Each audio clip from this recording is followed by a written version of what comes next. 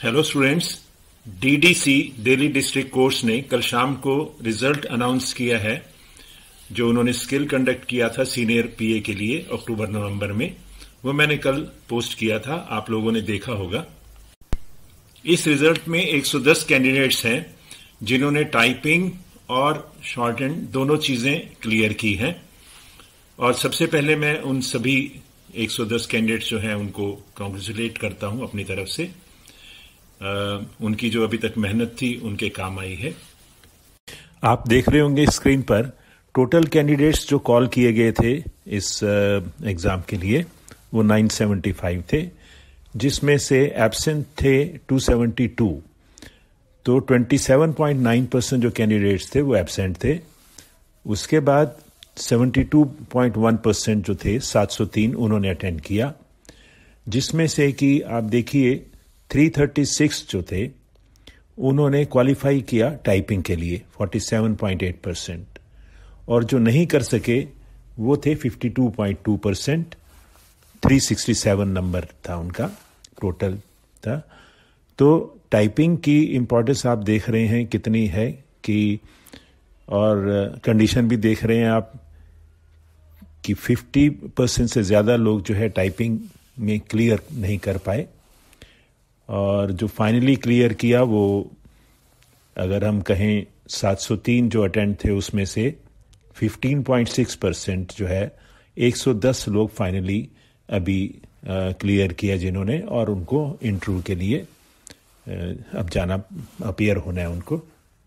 अगर हम वैकेंसीज और कैंडिडेट्स जो अभी क्लियर किया है जिन्होंने वो पोजीशन देखें तो कैटेगरी के हिसाब से देखिए यूआर की वैकेंसीज हैं 17 पोस्ट के लिए 68 कैंडिडेट्स जो हैं उन्होंने क्लियर किया है, मतलब हर 4 में से 1 की एक्सपेक्टेशंस है। उसके बाद ईडब्ल्यूएस कैटेगरी की देखें तो 4 पोस्ट हैं जिसके लिए 16 कैंडिडेट्स हैं, इसमें भी 4 सेलेक्ट हो सकते हैं, 16 में से 1/4 की रेशियो है। उसके बाद एससी के 6 वैकेंसीज हैं, नंबर ऑफ कैंडिडेट 7 हैं। अगर वो सभी भरते हैं तो सिर्फ मैं कहूँगा सभी हो सकते हैं इसमें एब्जॉर्ब एक्सेप्ट 1।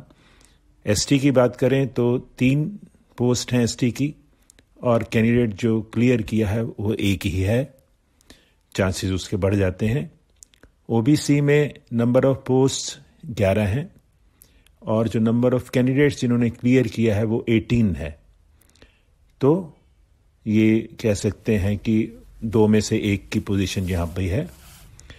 तो अगर यूआर की बात करें तो कंपटीशन यूआर में और ईडब्ल्यूएस में ज़्यादा है।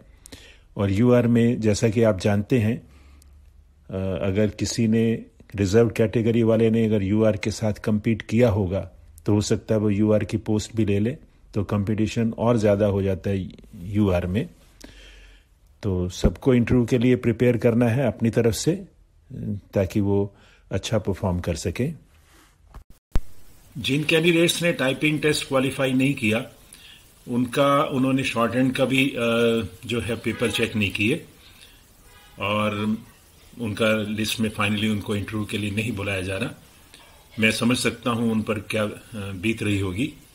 तो उनको इसको सोचना चाहिए कि कहाँ उनकी कमी रह गई और उसको वो ठीक करें, क्योंकि ऐसा तो नहीं हो सकता कि उनकी किसी के साथ दुश्मनी हो किसी तरह की, लेकिन हमें खुद ही सोचना पड़ेगा कि ऐसा क्या हुआ जो हमारी टाइपिंग स्पीड नहीं हो रही, कहीं हमने प्रैक्टिस कम नहीं की या कुछ और रीज़न है तो।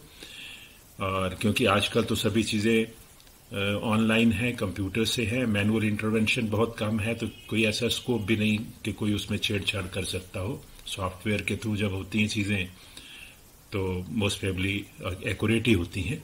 तो उनको ये विचार करना चाहिए, इसमें डीमोटिवेट होना या डिस्करेज होने की बात नहीं है। सोचना है हमें ताकि हम अच्छा करें और आगे जो टेस्ट आए उसमें हमारी स्पीड अच्छी हो। इस रिजल्ट से जो हमें लर्निंग्स लेनी चाहिए, मैं उस बारे में भी अपने व्यूज आपसे शेयर करता हूं। पहला तो ये है कि अब हमें ये सोच के चलना है अब कि टाइपिंग जो है बहुत इंपॉर्टेंट पार्ट प्ले करती है स्टेनोग्राफर के लिए। और कई कई जगह पर ये पहले ही देखी जाती है, उसके बाद शॉर्ट हैंड देखी जाती है। उसके बाद रिजल्ट जैसे हम देखते हैं, इसमें कुछ ऐसे स्टूडेंट्स भी हैं जिन्होंने टाइपिंग क्वालिफाई किया और वो स्किल उनका चेक किया गया, लेकिन वो पास नहीं कर पाए। उनको भी सोचना है कि कहाँ उनकी स्किल की कमी है। और क्योंकि आप जानते हैं पोस्ट सीनियर लेवल की है, लेवल 8 की पोस्ट है, जहाँ पर पहुँचने में अगर आप जूनियर पोस्ट पे लगते हैं या ग्रेड डी में लगते हैं तो आपको बहुत साल लग जाते हैं इस पोजीशन पे पहुंचने के लिए।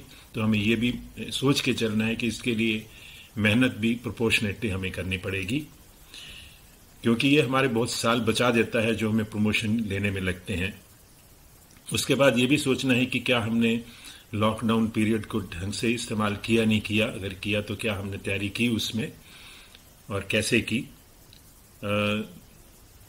इसके अलावा ये भी देखना है कि ये हमारी इम्पोर्टेंट स्टेज है लाइफ की, जहां हमें काम मैक्सिमम करना है और प्रॉपर आउटपुट लेनी है ताकि हम compete कर सके औरों के साथ। अपॉर्चुनिटीज लाइफ में आती रहती हैं और आगे भी आएंगी, डिस्करेज होने की बात नहीं है। सिर्फ हमें कमर कसनी है और देखना है कहाँ वीकनेसेस हैं, उसको ठीक करना है। तो यही मैसेज मैं देना चाहता हूँ इस वीडियो में आपके लिए। All the best to all of you. Thank you.